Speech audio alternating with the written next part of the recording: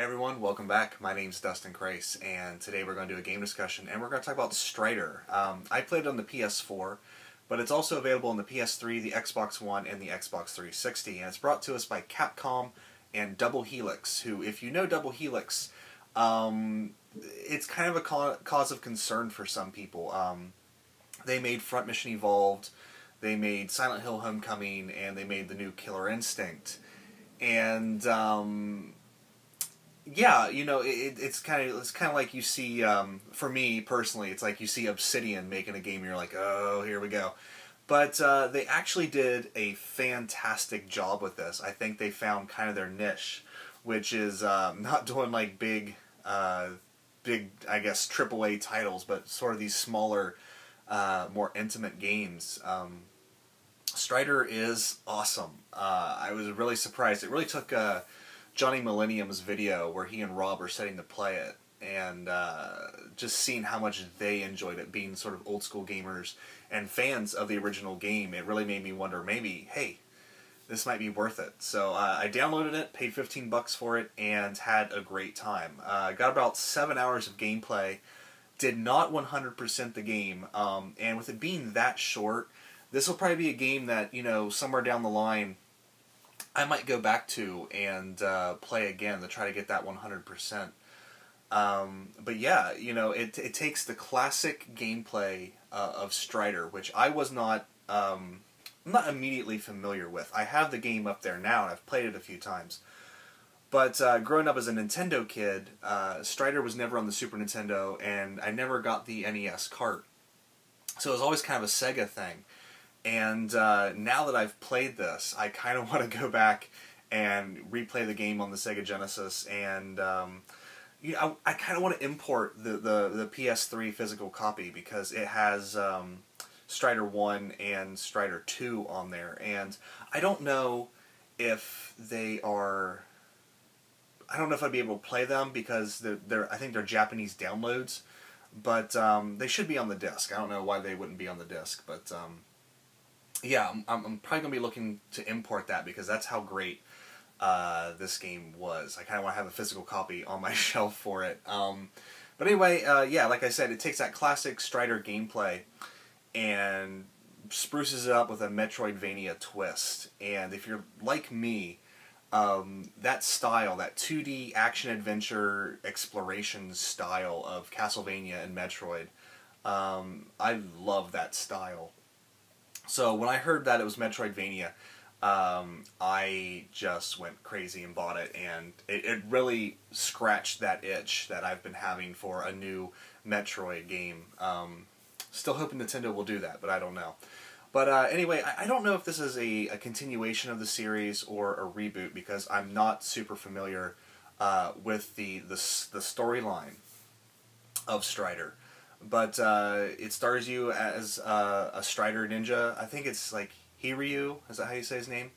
And you're off fighting the evil forces, which are very Russian-esque. So it kind of keeps that 80s vibe, that USSR is the bad guys vibe to the mindset of the games, I guess.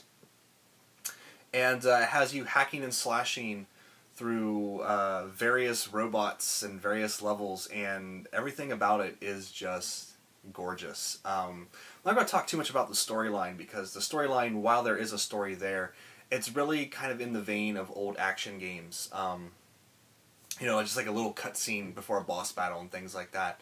Not even a cutscene, just two characters talking to each other. But it does kind of create a nice Blade Runner-esque type world, and I actually really, you know, enjoyed what was there. I'm glad that the storyline wasn't overbearing on the game, and it kind of kept that old school feel to it.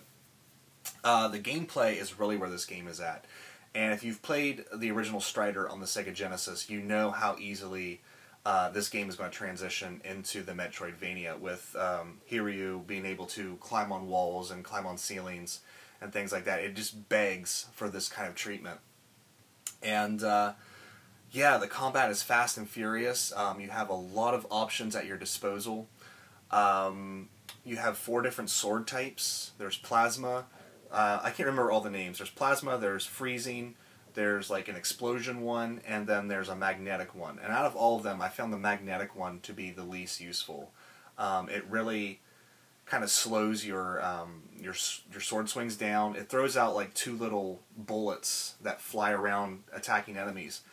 But really, in the midst of this high action combat, it really slows things down, and I don't know, it just didn't feel that useful. It felt useful for opening doors, and it felt useful in conjunction with another power you get. But other than that, just in straight combat, it really didn't seem useful to me at all. You have your throwing knives, which when you equip a different sword, they equip a different ability. When you have plasma, the throwing knives, which fans out into an arc there, they'll bounce off the walls and stuff and bounce around until they hit something. The exploding ones will latch on to an enemy and then explode later on, and that is probably the most useful of them all. The freezing ones will, of course, freeze the enemies in their tracks, and then the magnetic ones will actually follow enemies around and find them. You have the plasma catapult, which you get a double jump in there. And essentially what the plasma catapult does is kind of create a third jump. So at the height of your second jump, you hit the R1 button, or you can hit the R1 button at any point in time. And Hiryu sticks out his arms, and a laser comes out, and then once you release the R1 button, he'll blast forward a little bit to, get to that point. Now, and used in conjunction with the sword, this actually becomes a really cool tool, because when you have like the exploding sword equipped, it makes a little explosion and damages enemies as you use it. The most important one, I find, is the magnetic sword. I would quickly switch to the magnetic sword, do a plasma catapult at enemies, like the bigger, hulky enemies that take a lot of hits. Plasma catapult through them, that will magnetize them to the floor, and they can't move or do anything. And then quickly switch to the exploding sword and just hack and slash my way until they are exploded. Very, very, very useful, and probably the only useful thing for the magnetic sword, unless I just wasn't using it correctly, I guess. What else is there? There's a ton, absolute ton of power-ups and different costumes and just extras to find in this game. You kind of want to search every nook and cranny of these maps to find everything. And I thought I explored the maps pretty thoroughly, and even I only ended the game with like an 86%. So there's a lot of stuff to go back and try to to really try to 100% this game. I really kind of want to go back and 100% Super Metroid sometime too. I think that'd be a lot of fun. As far as the music and stuff goes, it's memorable while you're playing the game, but really once the game is done, it doesn't leave a lasting impression. The voice acting is pretty good, pretty standard fare, to be honest with you. The graphics, a lot of people are probably going to say this game, in modern times, this game, it doesn't look that great. But for us old school gamers who grew up with this style, you're really going to enjoy like this graphical world. Very Blade Runner-esque, very detailed.